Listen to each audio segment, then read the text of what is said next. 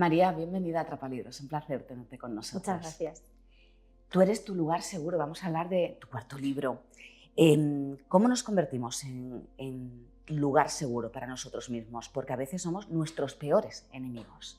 Claro, pues a ver, es un trabajo complejo, porque ser un lugar seguro implica estar en calma con uno mismo. Eso no quiere decir que no tengas momentos de problemas, ¿no? O de la vida, pues que al final las cosas a veces se ponen difíciles, sino que cuando esas cosas se pongan difíciles, o cuando no tengas un buen día, o cuando tengas una etapa regular, sepas por qué actúas como actúas, por qué sientes como sientes. O sea, seas capaz de entenderte, de aceptar de dónde vienes y tratarte con compasión, por ende.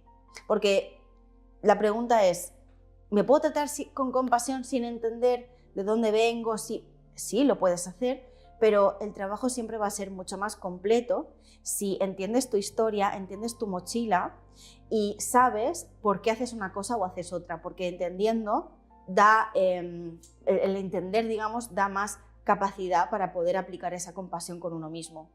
De hecho, tú tratas la relación, ¿no? de nuestra infancia con nuestra adultez. Sí. En ese tránsito que dices de buscar esas respuestas. Claro, cuando hacemos el trabajo de ir al pasado, analizar qué ocurrió, ver de qué manera aprendí a relacionarme conmigo misma y con los demás, empezamos a atar cabos, ¿no? Porque el pasado sirve para eso, para entenderlo, y poco más podemos hacer, porque no se puede cambiar. Dices arqueología mental. Sí, es que es una arqueología mental, es verdad.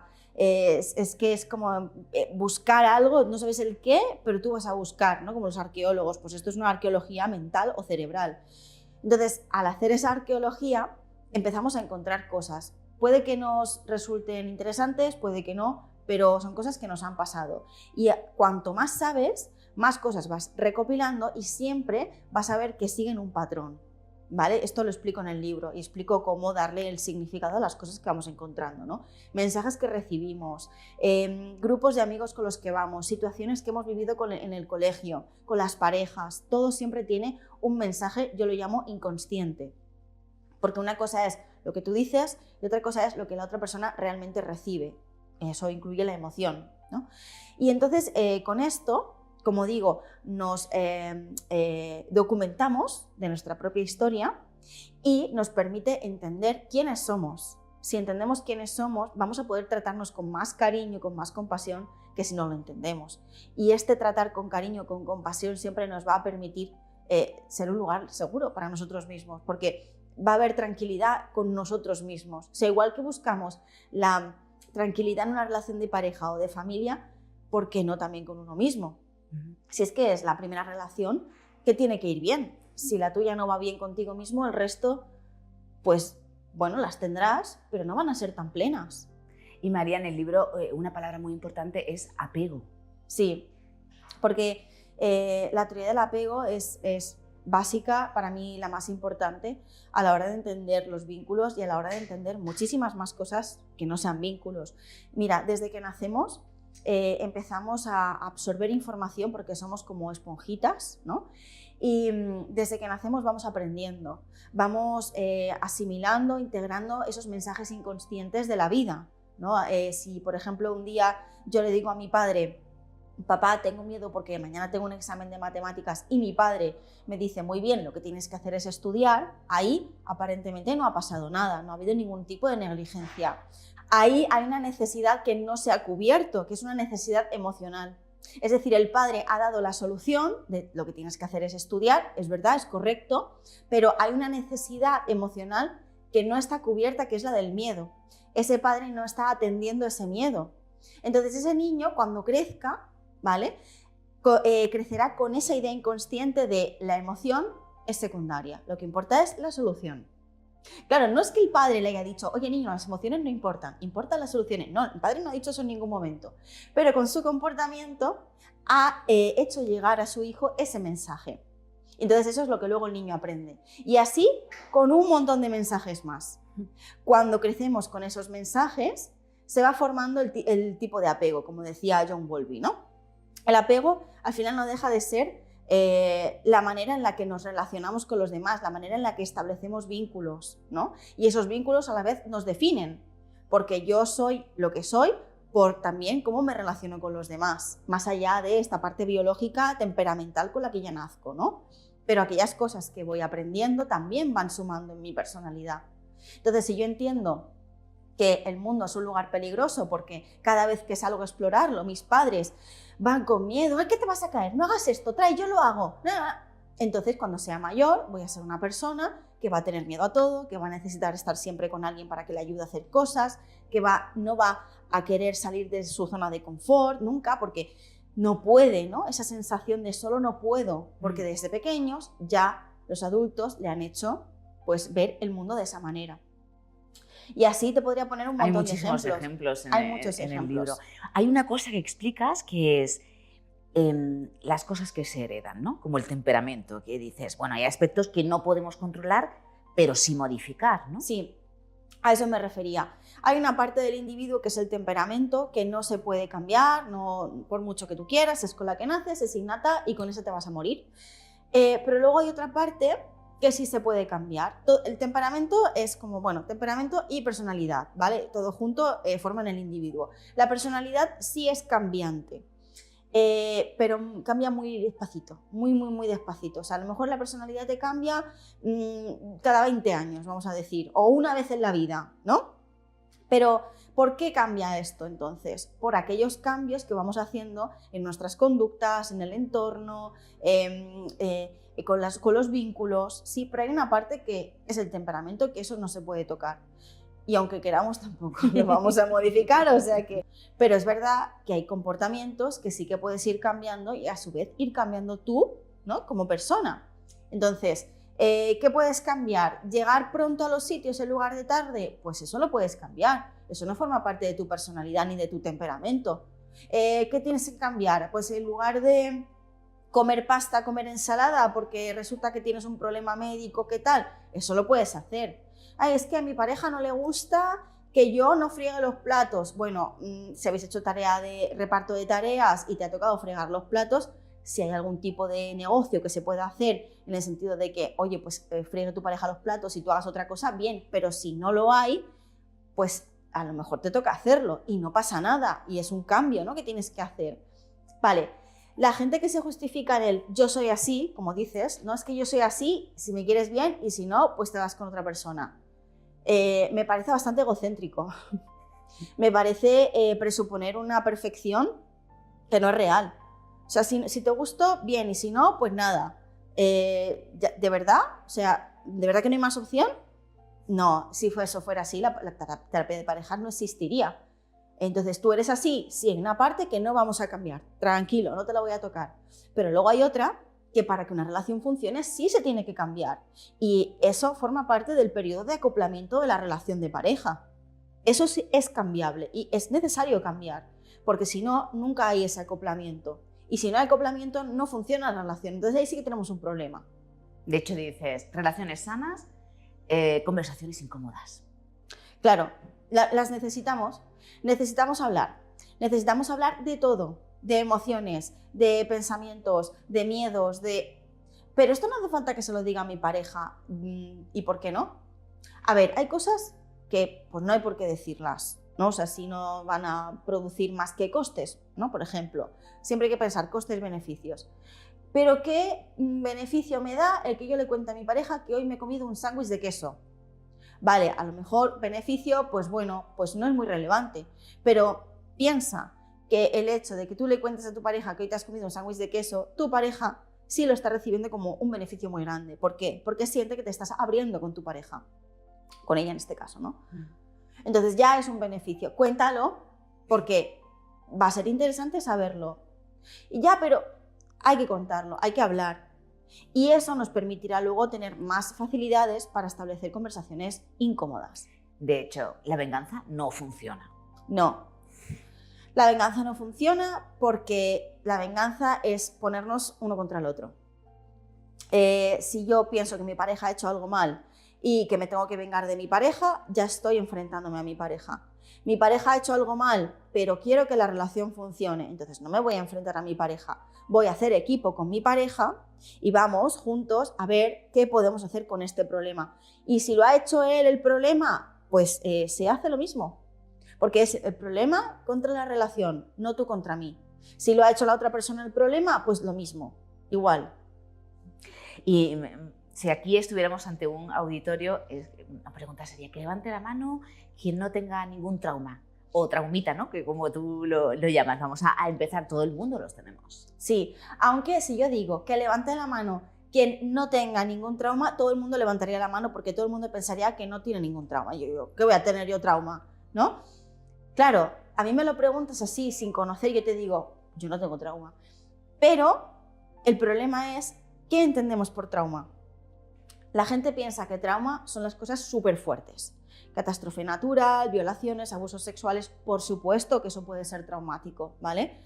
Pero un trauma también es algo pequeño. Un trauma es que de pequeña no me dejaran ir a las excursiones del colegio, por ejemplo. Y a lo mejor el papá o la mamá que hacía eso lo hacía por buena intención, porque a su hijo pues no le pasara nada, porque veía que el sitio pues no era algo adecuado para niños, vale. Pero piensa también cómo vivió esa niña o ese niño esa situación. Lo vivió con soledad, la vivió alejada del grupo.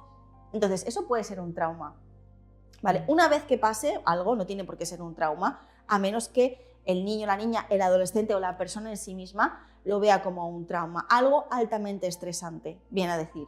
Una herida emocional, que es lo mismo que un trauma, es algo altamente estresante, cualquier cosa que nos haya pasado que no hayamos sabido resolver.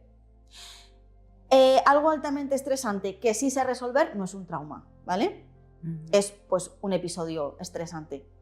Entonces, es importante saber esto porque así no entramos en invalidaciones. Porque he tenido parejas que en consulta me han dicho, ¿tú te crees esto que le pasó? Es que a ella de pequeña le pasó una cosa, pero bueno, como a todo el mundo, ya ves tú, ¿qué pasa? Pues eran otros tiempos, ¿no? Y te lo cuentan así como sin darle mucha importancia. Y claro, tú ves a la otra persona así, llorando. Ya, pero es que para mí fue muy fuerte porque me dijo que no sé qué y yo tenía no sé cuántos. Y entiendes que ese evento para esa persona fue un trauma, aunque para la otra no. Entonces, esto nos invita a validar lo que nos cuenten los demás. Si algo para alguien es importante o es altamente estresante, entonces lo es. Y María, pones deberes. Yo estaba pensando, digo, ¿cómo lo digo sin que parezca? Hay ejercicios en el libro los cuales podemos seguir los lectores y lectoras y lo dejas ahí expuesto para que nos ayude. Claro. Los ejercicios son importantes porque movilizan a la persona. Yo te cuento cosas y tú dices, ah, sí, muy bien, muy interesante. ¿Y qué más? ¿Qué más? Pues muévete, ¿no? O sea, haz algo, piensa, escribe, comenta, sal, ve a dónde creciste cuando eras niña, cómete algo que te comías cuando tenías 13 años. Tienes que hacer cosas que te conecten con tu yo interior, ¿vale? Esto lo llamamos insight, ¿no? Los psicólogos, hay que hacer insight.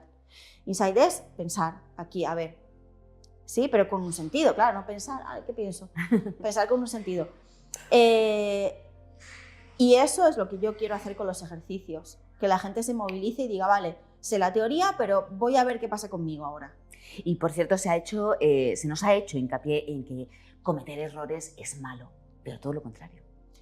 No pasa nada por cometer errores, pero ¿sabes qué pasa? Que desde pequeños nos han insistido mucho, nos han castigado mucho por cometer errores. Yo recuerdo cuando era pequeña los castigos que se hacían en clase cuando cometías un error ortográfico y era que copiaras 100, 500 veces la misma palabra, ¿no? Y en las épocas de mis padres, bueno, pues imagínate con la regla, ¿no? O lanzando tizas o borradores, o sea, era algo físico. Ha ido evolucionando, pero en mi época aún así existían esos castigos. Entonces creo que le hemos dado tanto hincapié al hecho de cometer errores que lo hemos interiorizado de una manera muy negativa. Cometer errores es castigo. Y si no me castigan los demás, me castigo yo. Porque tú te crees cómo has hecho esto, tú fíjate, tal, ahora, no sé cuánto. Lo hemos asociado, que cometer errores está fatal, que no hay que hacerlo y que cuando lo haces pues tienes que castigarte a ti mismo, ¿no? O que te castigue a alguien. Entonces yo creo que cometer errores es humano, que es normal, que todos cometemos errores. Puede llegar a ser incluso constructivo, ¿no? Si le claro, damos la vuelta. Es que nos ayuda a aprender. Eso es. Si tú cometes un error, seguro que a la siguiente ya no te pasa, ¿no? Y los errores más chungos, es verdad que esto es más difícil de manejar. Esto me pasó con una enfermera, lo cuento también en el libro, que ella se machacaba muchísimo, ¿no? Era Marisa, creo que la llamé. La llamé porque yo me invento los nombres. Claro, es que hay que salvaguardar la identidad de la persona, pero son personas reales. Entonces, Marisa es enfermera, trabajaba en el hospital, bueno, y trabaja en el hospital, y estaba con el tema del COVID, ¿no? Entonces, para ella cometer un error, claro, era muy importante y lo es, ¿no? Porque obviamente si administra mal una medicación se puede cargar a alguien, si no está atenta se puede cargar a alguien, o sea, al final hablamos de errores fuertes. Entonces, claro, ella me decía, vale, es que no es lo mismo pintar un folio azul y le tendría que pintar rojo que coger y hacer algo que no tengo que hacer, ¿no? Con mis pacientes. Digo, pues es verdad, tienes toda la razón. Pero vamos a intentar no cometer esos errores, ¿vale? Vamos a tenerlo todo bien controlado, pero para no cometer más errores, piensa que no te sirve de nada el machacarte antes de cometer esos errores. No los vas a cometer, vamos a contar con que no los vas a cometer, ¿vale? Pero ella, el problema que tenía era que se machacaba incluso antes. El no puedo cometer errores, era su problema, ¿no? No puedo cometer, madre mía, como me pase, tal. Y entonces eso le generaba mucha ansiedad y se maltrataba, se exigía muchísimo, se machacaba. Yo tengo que hacer aquí 12 horas de UCI hoy. Y a lo mejor se quedaba a 13 o 14 porque ella quería que estuviera todo en su sitio, ¿no? Y yo le decía, vamos a ver, pero no tienes más compañeros, o sea, el hospital depende de ti, eres tú la única empleada del hospital. Y ella me decía, no. Digo, entonces, digo, ¿no ves que estás alimentando a un monstruo que no tiene fin? Que es tu exigencia. Qué difícil. Y estás castigándote por un error aún no cometido. Tú estás poniendo todo, o sea, toda tu exigencia la estás dirigiendo bien en torno a no cometer ese error. Yo ahí no me meto, porque es verdad, tiene sentido. Pero la parte en la que ya con la exigencia te estás pasando muchísimo y te estás machacando y te estás castigando antes de tiempo, ¿eso qué sentido tiene? ¿Qué utilidad tiene? Entonces ahí hay que limitar. La estructura del libro, ya lo verán los futuros lectores, te enseña muchísimo y además tú pones muchos ejemplos de ti misma, de tu vida, ¿no? Que Sí, mejor también. que mejor que eso para sentirse uno identificado, ¿no? Y ya para ir cerrando te quería decir si este cuarto libro es diferente a los otros por la situación de donde se genera o cómo se genera o por lo que vuelcas o porque puede ser la suma de los anteriores o un poco de todo. Es intenso, es más intenso. Bueno, Me quiero, te quiero también era intenso, no te lo voy a negar. Pero Tú eres tu lugar seguro es mucho más intenso, es una bomba. Sí, además es que lo digo porque escribiéndolo así lo sentí. Me costó mucho hacer algunos capítulos porque quería explicar las cosas bien, que no se malinterpretaran, que la gente las pudiera entender, ¿no? Me ha tocado coger muchos estudios, muchas partes anatómicas, biológicas, fisiológicas del ser humano y explicarlas con metáforas, con nomenclaturas súper sencillas, ¿no? Entonces eso ha sido súper difícil, pero ha valido la pena porque hace que la gente lo entienda mejor. Entonces es como mucho contenido reducido en unas páginas y muy, muy, muy simple, muy sencillo. O sea, lo puede entender el que se dedica a la psicología o lo puede entender el que no ha cogido un libro en su vida. Y esto no es una receta mágica, quiero decir, nos sirve, es importante que nos sirva, por ejemplo, a decidir, necesito ir a un profesional, por ejemplo. Porque Claro, yo creo que en todos mis libros está ese mensaje secundario, ¿no? A lo mejor necesitas ir a un profesional y no hay que dudar de si así es. Entonces, por cerrar esta pregunta, lo que tiene de diferente es que por fin me centro en este libro en el individuo, o sea, en el cuidado a uno mismo. Hemos hablado de muchos cuidados en el resto de libros, ¿no? De cuidados pues, más afectivos con uno mismo, más autoestima y tal, pero este es un cuidado de compasión. Y hablamos de cosas más fuertes, hablamos de heridas, hablamos de episodios nada agradables. Entonces, por eso yo creo que es más potente también. Nos quedamos con la frase de las respuestas están siempre dentro de uno mismo. Es que es verdad, están en tu historia. Es que están ahí siempre, siempre. Además, yo nunca aporto nada nuevo al paciente, más allá de guiar, por supuesto, hay fenómenos, explicar, ¿no? Herramientas, pero nunca aporto nada que no me cuente ese paciente. Si me está contando su vida, yo ahí ya tengo la respuesta. Por eso muchas veces pasamos sesiones hablando de la vida del paciente y el paciente me dice a veces, bueno, te he contado toda mi vida, dice, ¿y ahora qué? Digo, bueno, espérate, que ahora tenemos toda la información, vamos a sacar de aquí la respuesta, ya verás. María, siempre es maravilloso y gracias por este libro que nos ayuda tantísimo. Muchas gracias a ti, un placer.